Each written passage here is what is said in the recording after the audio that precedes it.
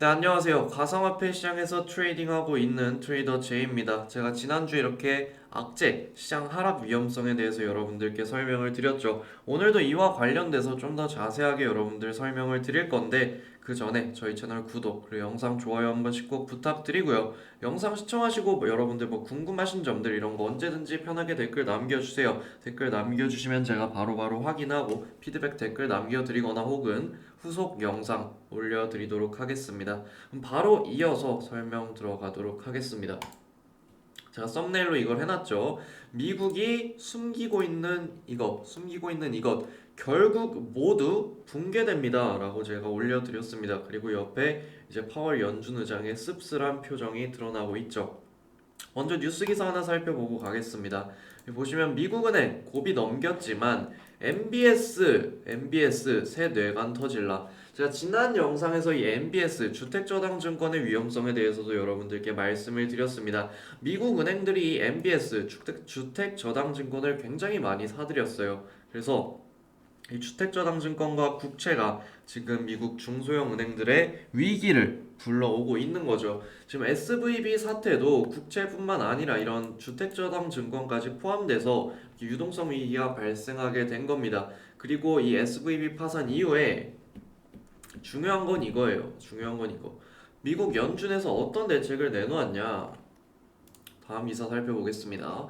화수분 자초한 연준 괜찮나? 연준이 은행 기간 대출 프로그램을 내놨다라고 하죠. 이거는 국채랑 주택저당증권을 담보로 이제 돈을 빌려주는 거예요. 은행에 돈을 빌려주는 겁니다. 그래서 미국 은행들이 이렇게 국채와 주택저당증권 MBS를 직접 매도해서 현금을 챙기지 않아도 미국 중앙은행 연준에서 이렇게 담보로 돈을 빌려준다라는 거죠. 그래서 이 판매했을 경우는 지금 국채 가격도 떨어졌고 주택저당증권이 MBS 가격도 떨어진 상황에 은행들이 손실이 크게 발생할 거고 또 유동성 위기가 올 거니까 이거를 이제 액면가로 지금 대출을 해주겠다라고 한 게 은행 기간 대출 프로그램이에요. 그런데 연준은 돈을 복사를 하나요? 돈을 복사를 하나요? 연준은 돈이 어디 있어서 이게 손실이 크게 발생할 수도 있는데 특히 국채나 MBS 여기서 손실이 크게 발생할 수가 있는데 연준은 돈을 복사를 해서 빌려주나요? 그렇게 복사를 해서 빌려주면 달러의 신뢰도는 어떻게 될까요? 이거는 이후에 또 설명을 드릴 거고요. 지금 채권 시장이 조금 예사롭지 않아요. 그래서 개미들, 서학개미, 세배홀릭, 미국 국채 투자도 화끈하게. 이제 과거에는 나스닥에 테슬라라든지 애플이라든지 구글이라든지 이런 것들이 순매수 상위에 올라왔다면 지금은 이제 서학개미들이 국채에 많이 몰리고 있습니다. 금리가 낮아질 거다, 국채 가격이 올라갈 거다 해서 이 국채에 많이 몰리고 있는데 지금 국채 금리가 단기채나 장기채나 여기가 이제 2년물이고요. 오른쪽이 10년물입니다.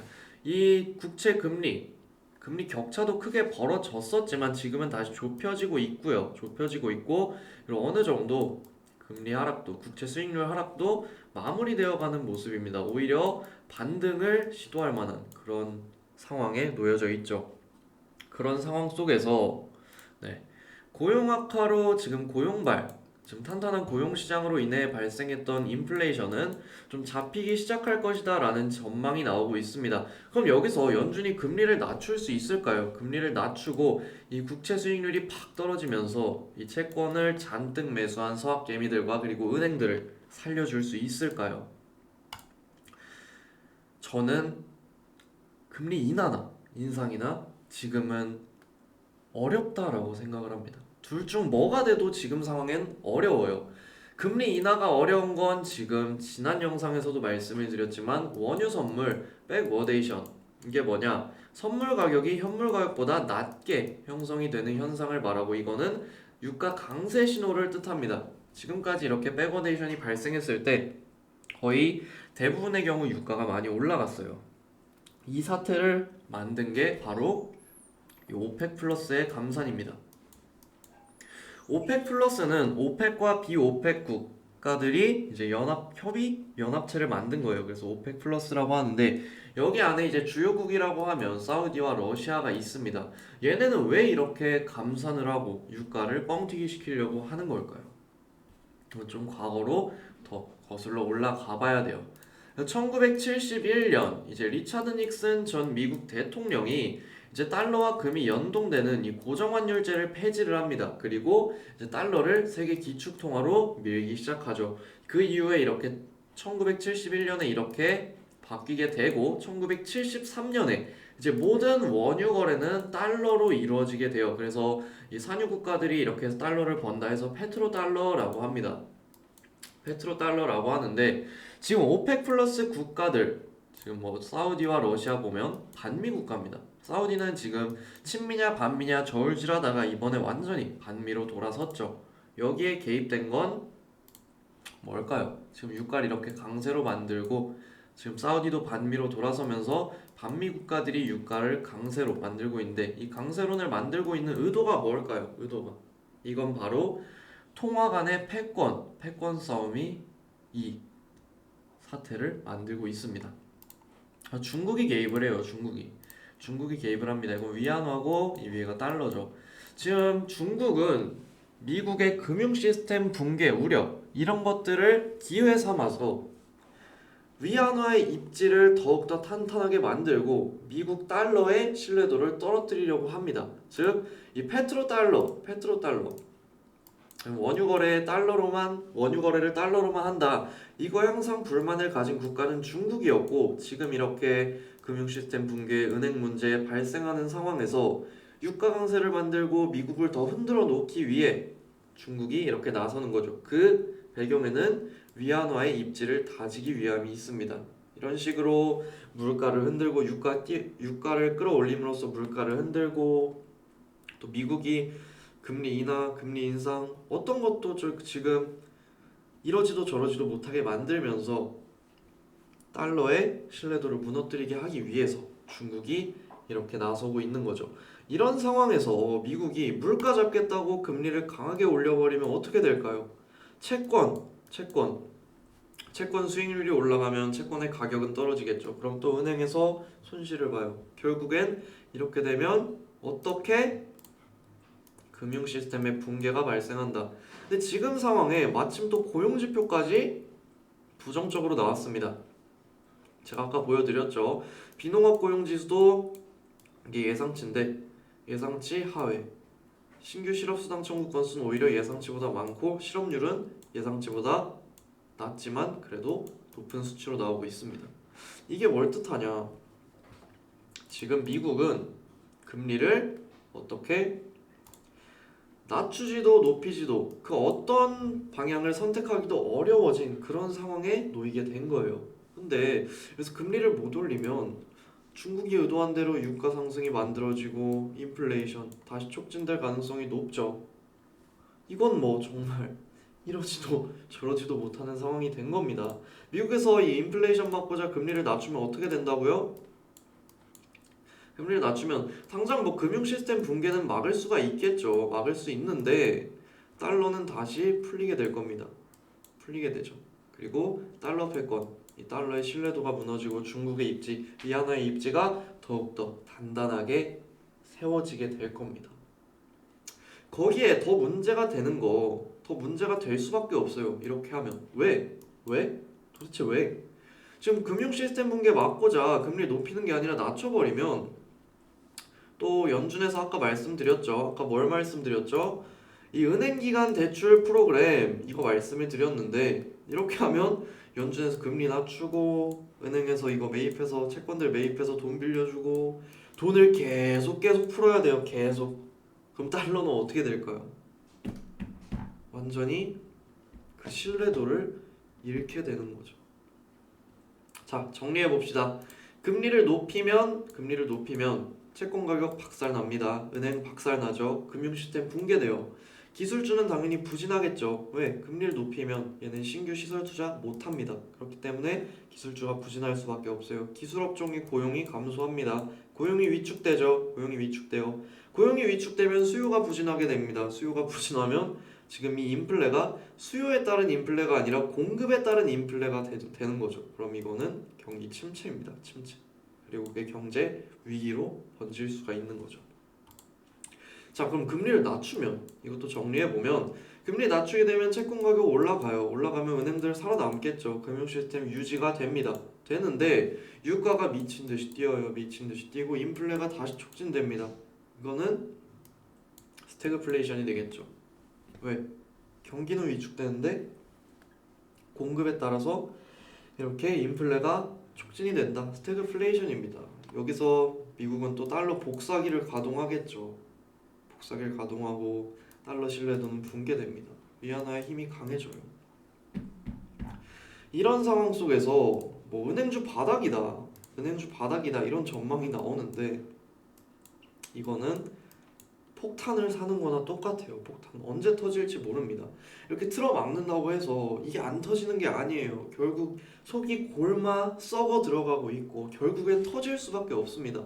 그런 상황에서 이제 메이저들 그리고 워렌 버핏 에너지주를 사고 있죠. 에너지주, 정유주, 에너지주 사고 있습니다. 왜 살까? 지금 또 한 번 유가 올라가고 인플레이션, 에너지 문제 다시 수면 위로 올라올 거다라고 이 큰 돈들은 벌써부터 알고 있는 거고 은행주는 이제 헤지펀드들의 공매도 주 타겟이 돼버렸죠. 그래서 채권을 사거나 은행주를 사거나 둘 다 너무 위험하다라고 저는 생각을 하고요. 결국엔 이렇게 되어 버리면 시장에는 폭탄이 터질 수밖에 없습니다. 그럼 여러분들 또 중요한 건 단기적인 가격 움직임이겠죠. 단기적인 가격 움직임. 먼저 비트코인부터 살펴보겠습니다. 비트코인 살펴보시면 지금 비트코인 거래가 완전히 말라가고 있어요. 이 밑에 보시면 비트코인 거래가 이렇게 싹 말랐습니다. 특히 바이낸스 거래소가 유독 이런 움직임을 보이고 있는데 이 고가권에서 거래가 마르면 사실 그렇게 좋은 시그널은 아니에요. 좋은 징조는 아닙니다. 하지만 제가 이렇게 시장이 썩어가고 있다, 금융 시스템이 붕괴될 위험이 너무 크다라고 말씀을 드리지만 지금 당장 공매도에 여러분들 올인하세요 라고 말씀을 드리지 않는 건 그렇게 하면 약간 사기꾼이죠. 바로 이 비트코인 도미넌스에 있습니다. 비트코인 도미넌스가 일봉상으로 보시면 지금 저항 부근이에요. 저항 부근. 도미넌스가 좀 꺾여줘야 됩니다. 그리고 도미넌스가 이렇게 꺾이지 않고 있다라는 건 비트코인의 거래는 죽었지만 거래는 이렇게 말라 있지만 어느 정도 시장에서 비트코인이 차지하고 있는 힘, 견인력 이런 것들은 아직은 충분하다라는 걸 이 도미넌스가 말을 해주고 있는 거죠. 그래서 여기서 제가 좀 공매도, 이 가상화폐 시장 공매도를 과감하게 볼 시점은 일단 이 도미넌스가 좀 꺾이고 난 이후에요. 도미넌스가 꺾이면서 이 비트코인의 시장 장악력이 좀 떨어지고 알트코인들이 펌핑이 나오면서 뭐 이더리움이나 이런 것들 그 알트코인들이 펌핑이 나오면서 비트코인에 몰린 자본들이 이제 수급들이 분배가 되고 분산이 되고 이후에 이제 비트코인이 힘을 잃었을 때 좀 시장 하락이 나올 거다라고 보고 있습니다. 그래서 지금 당장 여러분들께 말씀을 드리는 게 이런 이유들이 있지만 지금 당장 빅쇼트가 나온다라는 거 아니에요. 오늘 당장 여러분들이 공매도를 쳐야 된다 이거 아닙니다. 알트 펌핑 나올 수 있어요. 오히려 나올 가능성이 높죠. 왜냐? 이렇게 비트코인이 올라오면서 시장 하락으로 가기 위해선 적어도 시장 하락으로 가기 위해선 알트 펌핑이 나오고 비트코인에 몰린 돈이 분산이 돼야 됩니다. 분산이 돼야 돼요. 이렇게 비트코인이 시장의 돈을 꽉 쥐고 있으면 시장 하락이 나와도 그거는 일단은 조정으로 봐야 됩니다. 조정으로 보고 재차 상승 가능성을 생각을 해야 돼요. 그래서 지금 당장 숏은 아니라는 거죠. 공매도는 아니라는 거죠. 하지만 현물러들 입장에선 현물 비중이 큰 투자자들 입장에선 여기서 어느 정도의 비중 축소 정도는 생각을 해야 될 시점이라고 생각을 합니다. 생각을 해야 될 시점이라고 생각을 해요. 생각의 연속이죠. 아무튼 그래서 저도 현물 비중을 굉장히 많이 들고 있습니다. 특히나 제 라이브 스트리밍 시청하신 분들은 아시겠지만 25,200불을 뛰어넘을 때 저는 현물을 엄청나게 담았어요. 엄청나게. 하지만 지금은 현물을 좀 덜어낼 준비를 하고 있습니다. 덜어낼 준비. 특히 그래서 알트코인 펌핑이 좀 강하게 나온다. 그리고 도미넌스가 좀 꺾여준다. 아까 말씀드린 것처럼 꺾여준다라고 하면 저는 현물 비중을 조금 과감하게 축소를 할 생각이에요. 특히나 현물 같은 경우 물론 오를 경우에 수익을 보는 것도 중요합니다. 하지만 현물은 자칫 잘못 물려버리면 자칫 잘못 물려버리면 그거는 너무나도 기회비용이 많이 날아가게 됩니다. 그렇기 때문에 이렇게 위험성이 아직은 도사리고 있는 시장 속에서 여러분들이 이렇게 현물을 많이 가지고 계시다면 충분히 감당할 수 있는 수준에서 리스크 관리를 미리 해두시는 게 좋을 것 같다라고 생각을 합니다. 좀 당분간은 이렇게 하락 가능성, 위험성에 대해서 여러분들께 계속해서 말씀을 드리려고 해요. 지금 뭐 SVB 사태나 아니면 크레딧 스위스 이 사태도 약간 그냥 저냥 흘러가는 듯하죠. 넘어가는 듯합니다. 하지만 여러분들이 미처 깨닫지 못한 곳에서 이 폭탄은 만들어지고 있고 이 폭탄은 언제 어떻게 터질지 몰라요. 언제 어떻게 터질지 몰라요. 단 이게 터진다면, 그리고 터질 가능성이 높은데 이게 터진다면 시장에는 당연히 충격을 크게 줄 수밖에 없다라는 거죠. 여러분들이 뭐 비트코인이 안전자산이야, 금융 시스템 붕괴해도 이거는 오히려 가격이 올라갈 거야 라고 생각하실 수 있는데, 그렇게 치면은 위기가 왔을 때 금 가격은 곧장 상승을 해야 돼요. 금 가격은. 하지만 코로나 페닉스일 때도 그랬고 모든 게 다 한 번에 안전자산, 위험자산 분류돼서 이게 움직임이 팍 갈리지 않습니다.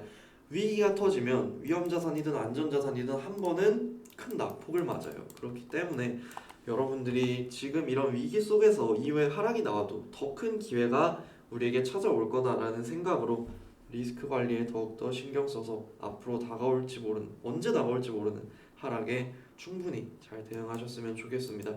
결국 이 시장에서 우리는 수익을 걷어가기만 하면 돼요. 수익을 걷어가기만 하면 됩니다. 그리고 또 중요한 거, 큰 손실을 막기만 하면 되죠. 우리가 기억해야 될 건 위기를 피하는 겁니다. 위기를 피하는 거. 여러분들이 이런 것들 꼭 기억하셨으면 좋겠습니다. 네, 오늘 설명은 여기서 마치도록 하겠습니다. 마지막으로 한 번 더 부탁드릴게요. 저희 채널 구독, 그리고 영상 좋아요 한 번씩 꼭 부탁드리고요. 여러분들 댓글로 궁금하신 부분들 이런 거 언제든지 남겨주시면 제가 바로바로 확인하고 답변 남겨드리니까 여러분들 댓글 많은 관심 부탁드리겠습니다. 네, 오늘도 시청해주셔서 너무 감사드립니다. 저는 내일 더 좋은 영상으로 다시 찾아뵙도록 하겠습니다.